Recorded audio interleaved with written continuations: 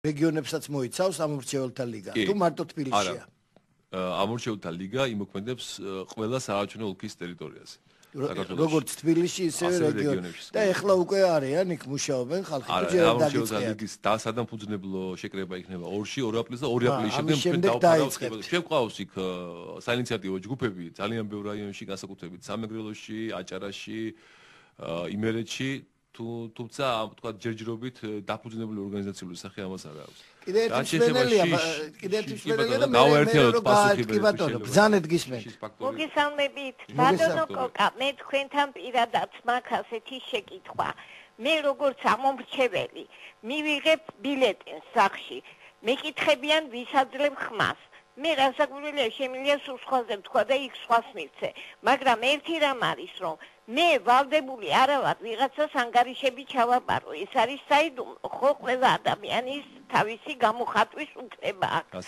ამიტომ მე მივალ იქ ჩავაგდებ, მომხაზავ, ჩავაგდებ, გამოვალ. იქაც ხდება ვეღაცა ვის მიეცი ხმა. რატო კადრულობენ ამას? ის უნდა დაითვალონ იქ, მაშინ მე ყურადღება იქ არის საჭირო, რომ ჩვენი ბილდეტენები არ გაყალბდეს, ახალი არ ჩაყარონ თავისი ხალხი. აი აქ არის სწორედ ეს სათავე გაფუჭებული. მე პირადად მონაწილეობა მაქვს მიღებული არჩევნებში, იმ საარჩევნო, ასე ვთქვათ, და მე ვნახე იქ რა უმსგავსოები ხდებოდა. მადლობთ კალბატონო. ხო, ნუ ესეც ის არა მარტო იქ ადგილებზეც რა თქმა უნდა, ხა თქვენ თქვით რომ იქაც იქნება და იქაცო. ორივე მაშინ რა ქვია. კი არა, თუ რაც უფრო ფართოდ მოიცავს თქვენი ლიგას და ყველა დანარჩენი, რა თქმა უნდა, წინასაარჩევნო პერიოდსაც და როგორც რეგიონებს, წინასაარჩევნოთ, ისე მერე ადგილებზე, მაგრამ აი ეს პრობლემები მაინც ამ არსებული კანონმდებლობით ხო დარჩება ბატონო კოკა, იქ შესვლის დასწრების უფლება ვის აქვს, იქ მოქმედების უფლება, თუნდაც აი ამ როცა საარჩევნოზე გულისხმობთ, კი. აკრედიტაციას ეს ორგანიზაცია გაცილებით, თქო, ერთწლიანი აკრედიტაცია საჭირო იმისთვის, რომ ორგანიზაცია მიიღოს უფლება საარჩევნო ბუნებაზე შესვლის.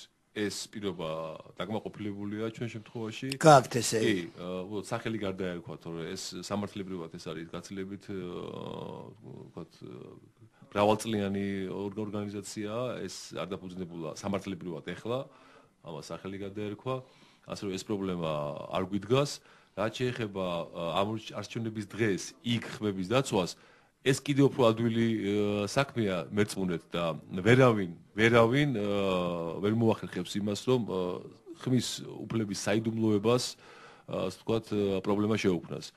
ჩვენი ყველა დამკვირვებელი იქნება უაღრესად მობილიზებული, ადგილებზე ბრძოლისუნარიანი, გამოცდილი და ასეთი ტიპის შემთხვევებს მაქსიმალურად ახვეწებთ. არის კი რესურსი ამერი ბატონოკობა საქართველოს ფაქტორს შევეხო, კიდე იმიტომ რომ ეს არის ყველაზე მნიშვნელოვანი თავარი მოკავშირე დღეს ხელისუფლების არის შიში. თავარი ბარიერი, რაც ხელს უშლის მოქალაქეს გააკეთოს თავისუფალი არჩევანი, არის სწორედ აი შიშის და დათრუნულობის განცდა.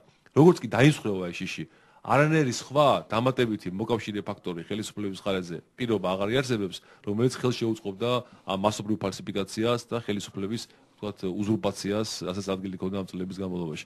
ამიტომ შიშის მსხვერპლობა არის თავარი ფუნქცია და თავარი მიზანი, რომელიც დაისახა ამორჩეველთა ლიგამ ამ ეტაპზე. აი საინტერესო კითხვა გეგას თქვენნამე საერთოდ ესეთი ზოგადი კითხვა, მაგრამ რეკლამი ეხა წაგიკითხავთ და შემდეგ სხვა გზავნილებსაც წავიკითხავ ინტერნეტით. და რეკლამის შემდეგ რო გასცეთ პასუხი. ბატონო კოკაო, თუ შეიძლება მოკლედ რომ შეაფასოთ ივანიშვილის და სააკაშვილის დუელი ხელისუფლებისთვის. თქვენი აზრი აინტერესებს და მოდით რეკლამას მოусმინოთ. ერთის არის ყოფილა, ამ კითხვასაც მოусმინოთ და მე რეკლამის შემდეგ რო გავცეთ პასუხი. ბრძანეთ გისმენთ. ალო. დიახ. გამარჯობა. დიდი სიყვარულით. ბატონო კოკა, მე მინდა უშუალოდ თქვენ მოგმართოთ. თქვენ ისეთი მამული შვილი ხართ და ისეთი ოჯახის შვილი ხართ, რომ თქვენაირები ეხლა გჭირდება, უსათოდ გჭირდება. ხო იცით, რომ ოქტომბერში საქართველოს ყოფნა არ ყოფნის ამბავი წყდება და ეხლა თქვენ შეგიძლიათ მობილიზაცია ქართულ ნამდვილ ვაჟკაცებს გაუკეთოთ, რომ დავირაზმოთ როგორმე ეს არჩევნები მოვიგოთ, თორე ეს კაცი სამშობლოს დაგვაკარკინებს. ბატონო კოკა. მადლობთ ალბათონო თქვენი აზრის გამოთქმისთვის რეკლამა და